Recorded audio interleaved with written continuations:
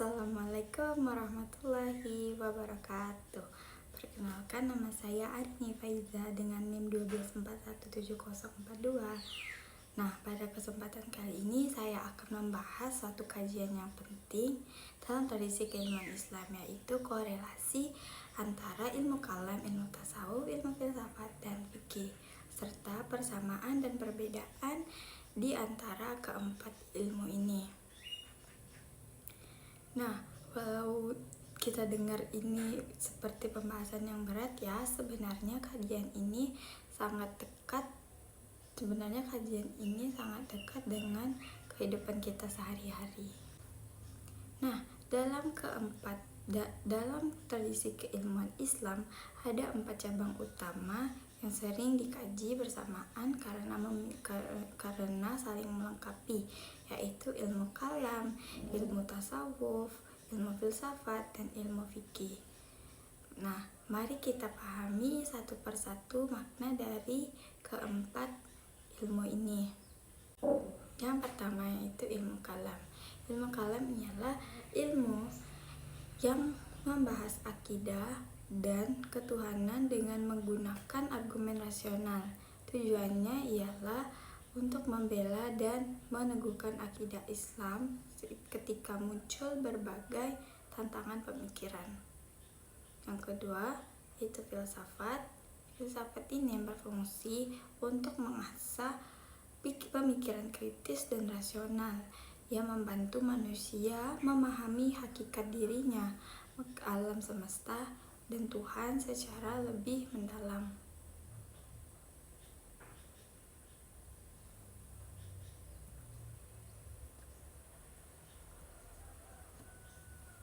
Yang ketiga yaitu tasawuf. Tasawuf ialah ilmu yang berfokus pada penyucian jiwa, pengendalian diri, dan kedekatan spiritual kepada Allah melalui zikir dan muhasabah. Selanjutnya, yang terakhir yaitu ilmu fikih. Fikih ini ialah ilmu yang mengatur hukum syariat mulai dari ibadah hingga muamalah. Ilmu ini mengatur bagaimana seorang muslim bisa menjalani kehidupan sehari-hari. Jadi keempat ilmu ini saling melengkapi dan membentuk manusia muslim yang utuh secara akidah, akal, syariat, dan hati. Nah, yang pertama saya akan membahas korelasi antara ilmu kalam dan filsafat. Nah, ilmu kalam dan filsafat ini sama-sama menggunakan akal, tapi fokusnya itu berbeda. Ilmu kalam ini yang mempertahankan akidah Islam dari berbagai tantangan, sementara filsafat yaitu yang mencari penjelasan paling mendasar tentang realitas. Nah, keduanya ini dapat saling melengkapi. Yang filsafat ini memperluas cara berpikir, dan ilmu kalam memastikan agar pemikiran ini tetap berada dalam koridor teologis Islam. Lanjutnya, pada bagian korelasi ilmu kalam dan fikih. Nah, ilmu kalamnya di sini menetapkan dasar-dasar keyakinan, sementara fikih yang mengatur bagaimana keyakinan itu diwujudkan dalam tindakan. Nah, jika kalam mengajarkan tentang sifat-sifat Allah dan kewajiban beriman, maka fikihlah yang mengatur bagaimana iman itu diwujudkan. Nah, seperti melalui sholat, zakat, dan ibadah lainnya. Keduanya ini seperti fondasi dan bangunan, yaitu yang tidak bisa dipisahkan. Nah, lanjut ke korelasi antara filsafat dan fikih. Nah, filsafat ini membantu memberikan kerangka berpikir kritis bagi para ulama dan ahli fikih. Nah, dalam sejarah tokoh Al-Ghazali dan Ibnu Rushd itu menunjukkan bahwa filsafat ini dapat membuat analisis hukum lebih sistematis dan terstruktur. Dengan kata lain, fikih ini yang memberikan pedoman hukum dan filsafat ini yang memberikan alat untuk memahaminya secara lebih mendalam. Nah, tadi kita sudah membahas korelasi di antara keempat ilmu itu. Selanjutnya kita akan membahas persamaan dari ilmu tadi. Nah, ilmu kalam, tasawuf, filsafat ini memiliki persamaan penting. Yang pertama itu ketiganya ini sama-sama membahas tentang Tuhan dan eksistensi manusia. Yang kedua, masing-masing memiliki dimensi rasional, yaitu kalam dengan logika teologisnya, filsafat dengan logika filosofis, dan tasawuf dengan kesadaran batin. Yang ketiga ialah ketiganya ini memperkuat iman seorang muslim dari 3 aspek, yaitu keyakinan, pemikiran, dan spiritualitas.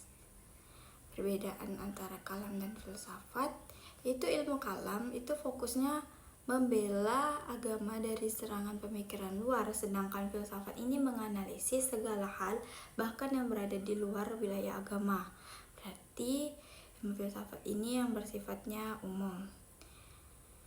Nah, inilah perbedaan mendasar antara keduanya. Terus perbedaan kalam dan tasawuf, yaitu ilmu kalam ini menggunakan akal sebagai alat utamanya, sedangkan tasawuf menggunakan rasa, pengalaman spiritual, dan intuisinya. Keduanya ini melengkapi iman, karena kalam menguatkan argumen dan tasawuf ini menghidupkan hati. Perbedaan antara tasawuf dan filsafat. Nah, tasawuf itu fokusnya tuh pada penyucian diri dan kedekatan kita kepada Allah. Filsafat ini fokus pada analisis rasional tentang Tuhan dan manusia. Meskipun berbeda, keduanya ini dapat bertemu dalam tasawuf filosofis ketika para sufi menggunakan konsep filsafat untuk menjelaskan pengalaman batin. Lanjut ke perbedaan tasawuf dan fikih. Seperti perkataan syariat tanpa tasawuf adalah kering, tasawuf tanpa syariat adalah sesat. Nah, di sini fikih yang mengatur tindakan, sedangkan tasawuf itu mengaturnya dengan hati. Jadi keduanya ini harus balance, harus bisa berjalan bersamaan agar keduanya seimbang. Seperti kata tadi, kalau syariat tanpa tasawuf itu kering dan tasawuf tanpa syariat itu adalah sesat. Nah, di era modern, keempat ilmu ini penting. Ilmu kalam itu memperkuat kaidah, filsafat itu yang membentuk pemikiran kritis, dan fikih yang membimbing perilaku, dan tasawuf menenangkan jiwa. Seperti ibaratkan 4 kaki meja ya, keempatnya ini membuat Islam berdiri dengan kokoh. Seperti itu.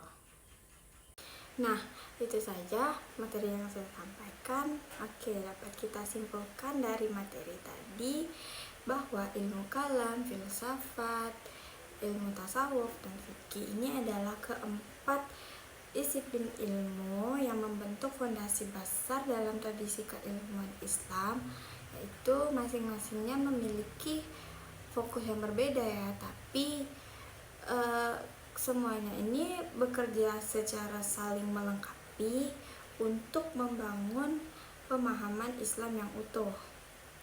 Nah, meskipun keempatnya tadi ini memiliki pendekatan yang berbeda-beda, tetapi keempat ilmu ini tetap memiliki titik temu yang sama, yaitu membahas ketuhanan, kebenaran, dan bagaimana manusia menjalani hidup sesuai dengan kehendak Allah. Karena itu, seluruh disiplin ini tidak dapat dipisahkan.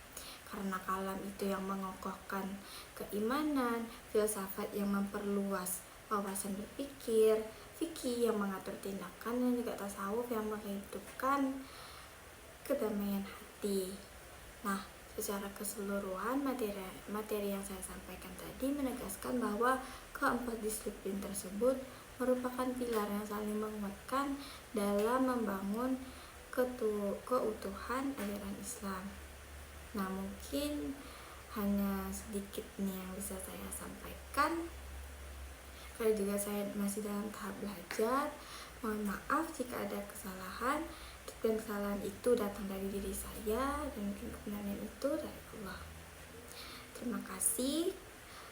kepada pendengar semua telah menyimak video saya dari awal hingga akhir.